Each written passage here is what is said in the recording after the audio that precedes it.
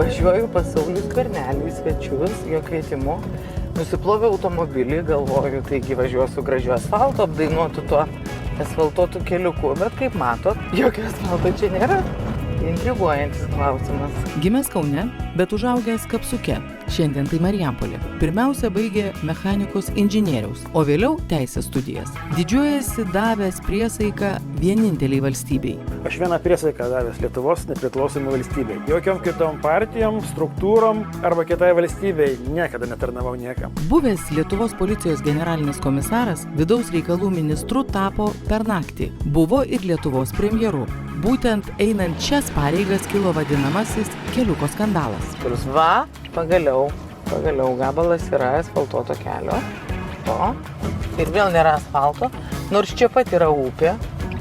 Ir aš įsivaizduoju, kad čia žiema, tai yra gana pavojinga. Nes va, upės vaga visiškai šalia. Ir čia turėtų formuotis pratakos per lietų. Ir pasižiūrėkit, kokį posūkį. Čia mes esam nutolę nuo Karoliniškių dabar kokius 3 kilometrus panašiai. Va, tai tau ir Skvernelio kelias. Labą dieną. Labą dieną. Nu tai prašom pasakyti, kaip man jaustis, aš nusiploviau mašiną pas jūs važiuodama per tą asfaltuotą keliuką. Jūs jausitės taip, kad šita bendruomenė jaučiasi jau 20 metų. Šita, o dar ana 100 metų. Ir šitas kelias yra 100 metų. Tai Sauliau, tai dabar einam pasišnekėti apie purvą visokį, fizinį ir emocinį, ir apie visas nuoskaudas, džiaugsmus ir pažadus. Gerai? Gerai. Sauliui šeimos ir jo vaikų laimė bei privatumas šventi, o rinkėjų emocinės dovanos labai svarbios, galima sakyti, neįkainojamos. Tai jie man įteikė patį, manau, didžiausią ir svarbiausią gyvenimo apdovanojimą man. Ačiū už estakadą. Sauliaus Skvernelio moto – daugiau daryk, mažiau kalbėk. Jei pažadėjai, ištesėk. O herojus jam – kiekvienas iš mūsų, kasdienybė išgyvenantis paprastas žmogus. Kieno čia šita bitė? Labai meili. Bitė čia yra mūsų mažas šuniukas. O kiek jie amžiaus? 8 mėnesiai. Ir bitukė yra vaikų šuniukas, bet realiai tai žmonos šuo. Ponios, ne? Tai istorija su jūsų keliuku čia sustabdė, šiaip įprastų būdų galima asfaltavimą pagal planą, pagal... Aš manau, kad sustabdė, nes 7 metai vyksta po gabaliuką. Ir kaimas yra senas, čia ne vienas kaimas, yra 4-5 kaimai ir 100 metų. Lenkiškose žemėlapiuose yra šitas gatvė pažymėta. Čia yra nemažai senų žmonių, kurie į parduotuvę ir šiandien dar važiuoja dviračiu. Ir yra galimybė dar čia toliau, gal už poros kilometrų yra perkėla, valtim kelias, nes į tą pusę yra Grigiškės. Tai net maisto produktų nusipirkti žmonės tikrai negali. Kiek yra šeimų su mažais vaikais, tai tas turi būti seniai padaryti. Aš pats galiu pagal savo vaikus pasakyti, mokyklos darželį, treniruotis būrelį, tai vidurkis man 12 kartų per parą reikia važiuoti pirmyn atgal. Tai va tos 10 kilometrų. Bet nepaisant savo visų užimtumų, nepaisant politinio atsakomybių, jums šeima ir vaikai yra prioritetas. Taip, dabar aš grąžinu skolą, nes 4 metai prieš tai buvo visiškai blogai tuo klausimu. Pradėjau į 1 klasę, aš tapau premjeru. Vargšas tai, vaikas. Vargšas vaikas, vis dėlto pradinė mokykla va tokia ir buvo. Ar tikrai to dėmesio buvo mažai. Mažiukas gimė jau su apsauga, paskui jam buvo irgi suprasti, kaip tų žmonių pamažėjo aplinkui. Bitė, negalima. Nu, ką darai? Ateik. Kaip labai taip elegantiškai su ta savo liga išvingiavot. Tai... O išsigandot, sužinojęs? Vis tiek tai yra aišku, be abejo, kad suskambino varpai. Kiekvienam šitas diagnozė yra mirties nuosprendis. Tai iš esmės taip priimama. Aš tą patį padariau ir labiausiai buvo gaila, kad žiauriai maži vaikai, bet neužauginti. Ten vis tiek kažkaip, tai kas čia toliau bus. Tas paviešinimas jis buvo irgi neišvengiamas, aš irgi klausiau, ką daryti. Gal pasitraukti iš pareigų, nes pamatysiu iš karto, sakė, po antros chemijos, plaukai. Taip nėra jų daug, tai paliks galvą paskutinį. Ir reikėjo viešinti, tai buvo skaudžiausias momentas, kai reikėjo viešai pasakyti, tada vis tiek yra šeimos nariai, tie patys vaikai, dukra. O vaikai suprato ar nelabai tai suprato? Dukra suprato, kad per visą žiniasklaidą teko paviešinti tuos dalykus, suprato, kad yra taip, ten klasiokai irgi, oi, kaip čia blogai yra. Pasakymas ir tai buvo labai teisingas pasakymas už žmonių, kurie tą pragarą praėjo, tu turi turėti veiklą. Jeigu tik nebus ką veikti, mintys ir visa kita viskas. Tai darbas iš tikrųjų tikrai motyvavo ir padėjo. Kalbant į politiką, sužibėjo kolegos įvairiausiais Visom spalvom? Buvo tokių, kurie net politiniai oponentai tikrai parašė, pasakė, palaikom ir nuoširdžiai tą darė. Buvo tokių, kaip Aurelijus Veryga, suskuto galva plikai. Tai žiauriai aš tą vertinau ir dabar vertinu. Bitė, tu nebūdingai darai, žolę naikinai. Dabar aš pasikalbėjau su būriu jaunų žmonių, kurie yra aplink jūs ir man jie paliko labai gerą įspūdį. O kas yra tas, ką tai turėtų dominti? Žiūrėkite, nėra paslaptis partija, iš esmės jinai susiformavo iš mano vadovavimus vyriausybės pagrindo.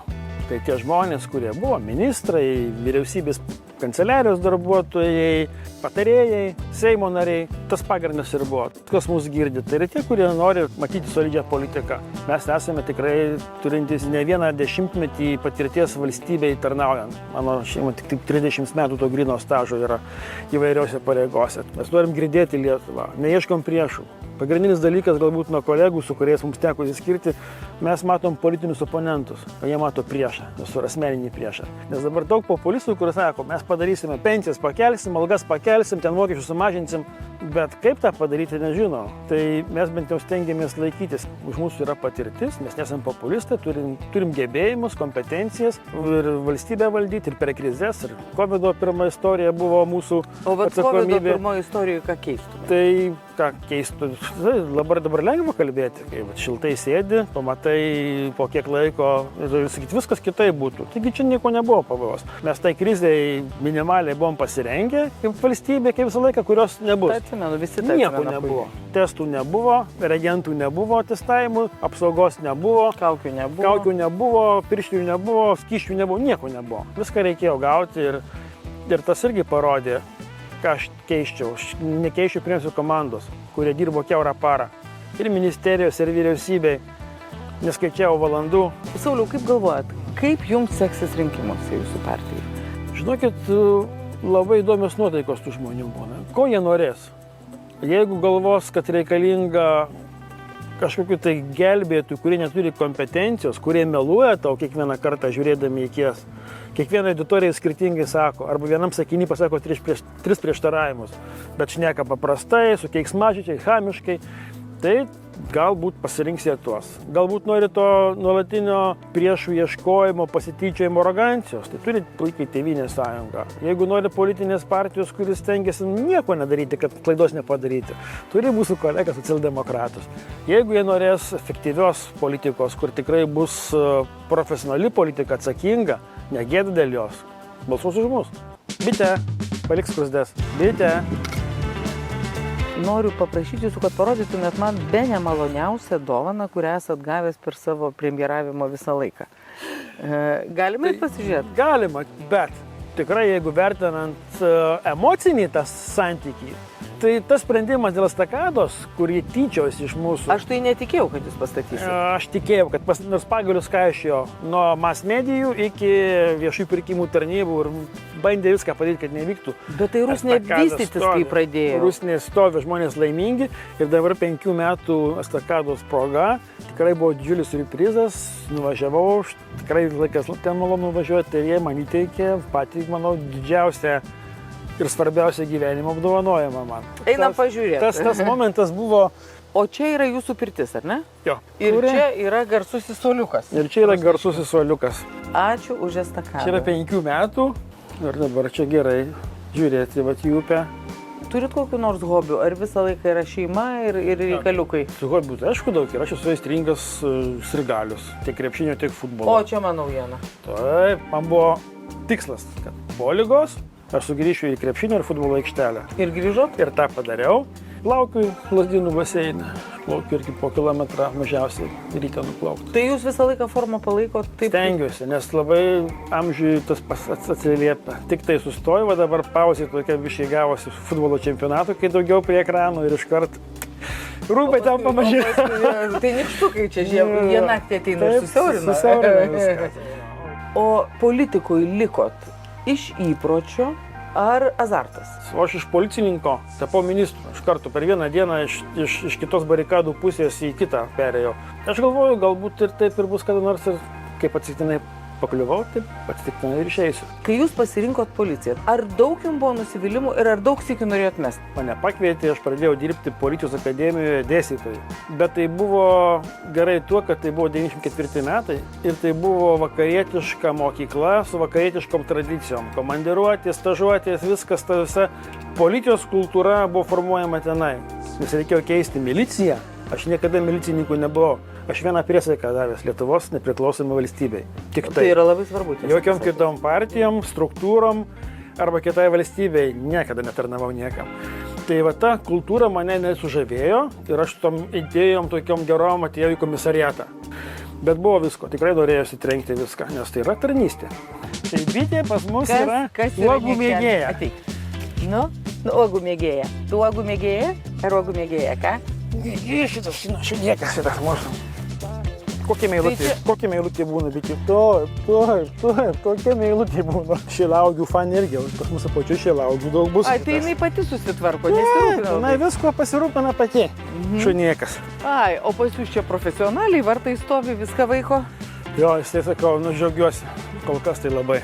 Tai Kad jisai tik žaidžia su nenusiviltų. kaimynų vaikais, ar šiaip atvažiuoja? Ne, Ar tai jisai čia vienas pardo. O, Dieve. Koks, nu, šiandien vėlgi, po mokyklos A tai kodėl vartai dviejį? Dėl to, Jūs kad einate? gime žaidžiam, abudu. Ai, abudu žaidžia? Abudu žaidžiam. Ai, matai. Tai kaip galvot, čia. kur šiandien vakarą nusileisime. Politinė reklama.